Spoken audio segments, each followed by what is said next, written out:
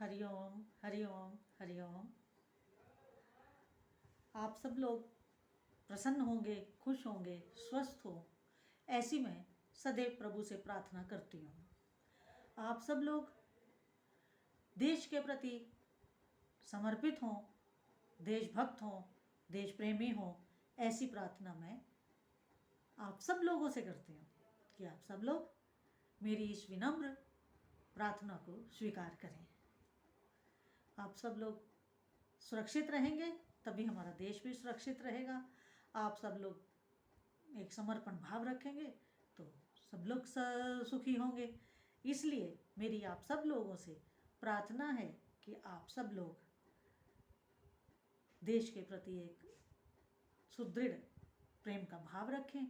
अगर देश सुरक्षित, हम भी सुरक्षित, क्योंकि ये जो काल चल रहा है इसमें इस भाव का होना बहुत आवश्यक है।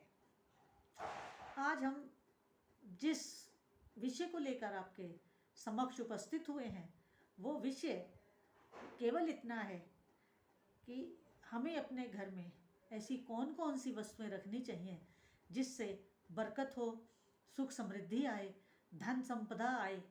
लेकिन ये चीज़ें हर सनातन धर्म के घर में, हर सनातन धर्मी के घर में, हर हिंदू के घर में होनी ही चाहिए, बहुत आवश्यक है। हम चर्चा को आगे बढ़ाएं उससे पहले मेरी आप सब लोगों से करबद्ध विनती है कि आप मेरे इस YouTube चैनल मुक्तामणि को अधिक से अधिक सब्सक्राइब करें, लाइक करें और शेयर करें। तो अब हम अपने मूल विषय पे लौटते हैं और हमारा आज का विषय है कि वो कौन सी ऐसी वस्तुएं हैं, वो कौन सी ऐसी चीज़ें हैं जो हमारे घरों में होना अनिवार्य है, बहुत आवश्यक है और बहुत ज़रूरी है। क्योंकि इन वस्तुओं के घर में होने से घर में शांति, सुख समृद्धि, धन संपदा, इन सब का ऑटोमेटिकली होना निश्चित हो जाता है। तो देखिए, वो ये कोई बहुत महंगी चीज़ें नहीं है, साधारण है, हर व्यक्ति खरीद सकता है, हर व्यक्ति अपने घर में ला सकता है। लेकिन एक चीज़ आप अवश्य ध्यान में रखें कि धन होना, बाजार से वस्तु खरीद के लाना, ये एक जरूरी कार्य है। लेकिन इससे भी जरूरी कार्य ये है कि जब हम किसी वस्तु को घर में लेकर आते हैं तो उसको एक भाव से, प्रेम से और सम्मान के साथ रखना चाहिए। तो देखिए, पहली वस्तु है चंदन। चंदन पाउडर की बात मैं नहीं कर रही हूँ, चंदन लकड़ी, वुड, बड़ी सरलता से बाजार में उपलब्ध है। किसी भी पूजा भंडार से, किसी भी जहाँ पूजा की सामग्री मिलती है आप वहाँ से उसे प्राप्त कर सकते हैं। चंदन घर में होगा तो घर में शीतलता बनी रहेगी, घर में एक शांति बनी रहेगी। क्योंकि ये चंदन हम अपने इष्ट देव को भी लगाते हैं और जब हम इस चंदन को अपने माथे पर तिलक के रूप में लगाते हैं तो हमारे माथे पे एक शीतलता का अनुभव होता है। आपने ज़रूर लगाया होगा और आपको एक शीतलता का अनुभव हुआ भी होगा। तो इसलिए चंदन को घर में रखना अति आवश्यक है। दूसरी वस्तु है वीणा। वीणा, वीणा वो जो वाद्य यंत्र होता है, वीणा। लोग कहेंगे हमें क्या, हमें कौन सा संगीत आता है जो हम वीणा को घर में रखें। नहीं, वीणा का घर में होना घर में सब व्यक्तियों के बीच में सद्बुद्धि, शांति और ज्ञान, क्योंकि माँ सरस्वती ज्ञान की देवी हैं, सद्बुद्धि की देवी हैं।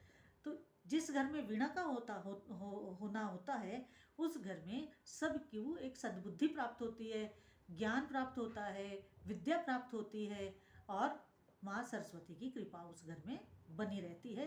इसलिए घर में वीणा का होना भी आवश्यक है। तीसरी चीज़ है शंख। देखिए, शंख बहुत तरह के होते हैं, मैं उस बजाने वाले शंख की बात कर रही हूँ जो हम बजाते हैं। मंदिरों में भी आपने देखा होगा शंख बजता है, सब वैसा होता है। तो वो जो शंख है उसे हम सुबह शाम अगर अपने घर में बजाते हैं तो जो घर की नेगेटिव एनर्जी होती है वो कई किलोमीटर दूर तक जाती है। शास्त्र तो ऐसा कहते हैं कि 3 किलोमीटर दूर तक वो नेगेटिव एनर्जी शंख बजाते ही चली जाती है। और ये बात सच है। अगर आपके घर में शंख बजता है ना तो आपके घर में मक्खी मच्छर कीड़े मकोड़े ये सब नहीं आते हैं। और एक और बात बताऊं शंख बजाने की, जो व्यक्ति शंख बजा सकता है उसको हार्ट का प्रॉब्लम नहीं होता है। ये बहुत बड़ी बात है। अगर आप शंख बजा लेते हैं तो आपका हृदय, आपका हार्ट पेटेंट है। और अगर आप शंख नहीं बजा पाते हैं तो आप डॉक्टर से अपने हार्ट का चेकअप करवाएं। चौथी चीज है शहद। शहद जो है शुद्ध वस्तु है। शहद एक शरीर को शक्ति देती है, शक्तिवान करती है, ऊर्जावान करती है। और शहद हमारी पूजा में भी काम आता है।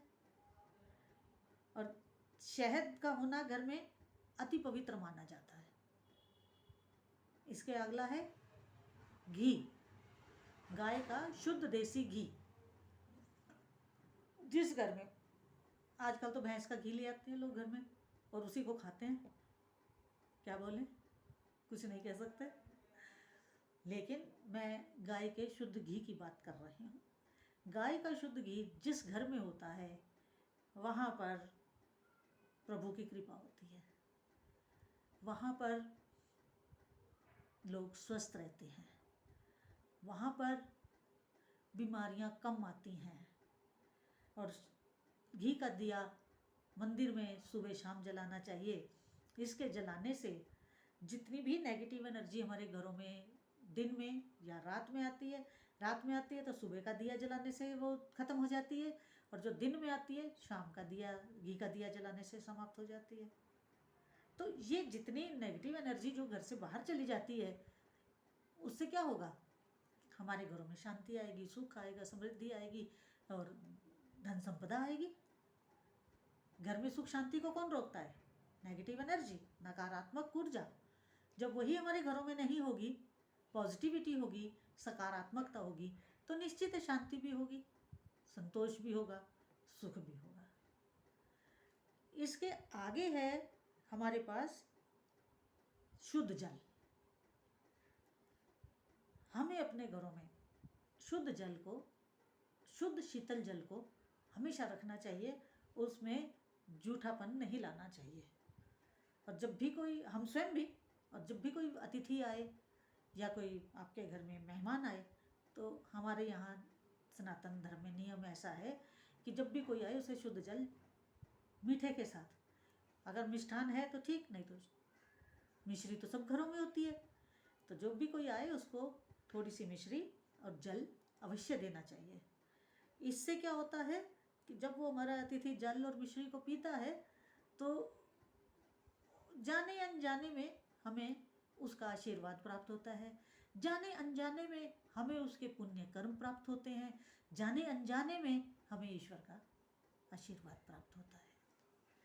तो ये आज मैंने एक छोटा सा वीडियो बनाया ताकि हम इन छोटी छोटी वस्तुओं को अपने घर में ला करके अपने जीवन को, अपने वास्तु दोषों को और अपने घर में फैली नकारात्मक ऊर्जा को दूर कर सकते हैं, बिना किसी बहुत बड़े खर्चे से, बिना किसी भागदौड़ के, बिना किसी से कुछ पूछे। और ये बड़ी आसानी से हम अपने घर में अपना सकते हैं और इसका सेवन कर सकते हैं और इन सब चीज़ों का लाभ उठा सकते हैं। और इसमें कोई बहुत खर्चे की बात नहीं है, कोई ज़्यादा मेहनत की बात नहीं है। तो मैं आशा करती हूँ कि आप सब लोगों को मेरा ये वीडियो अच्छा लगेगा, और अच्छा लगे तो इसे सब्सक्राइब करिए, शेयर करिए, लाइक करिए और हमेशा स्वस्थ बने रहिए। छोटी छोटी बातों को, छोटे छोटे उपायों को करके हम अपने जीवन को बहुत संतोषपूर्ण जी सकते हैं। मन में शांति, शीतलता को लेकर के जी सकते हैं। और जब हमारे मन में शांति होगी, शीतलता होगी, तो क्या नहीं होगा? तनाव नहीं होगा। और वो तनाव जो आज हर बीमारी का कारण है, वही तनाव जो हमको हर चीज़ से खिन्न किए रहता है, हमको दुखी किए रहता है, वो सब हमें नहीं होगा, वो हमसे दूर रहेगा। इसलिए मैं अब आपसे यही प्रार्थना करते हुए कि आप सब लोग अपने आप को सुरक्षित रखें, स्वस्थ रखें और प्रसन्न रहें। धन्यवाद। हरिओम हरिओम।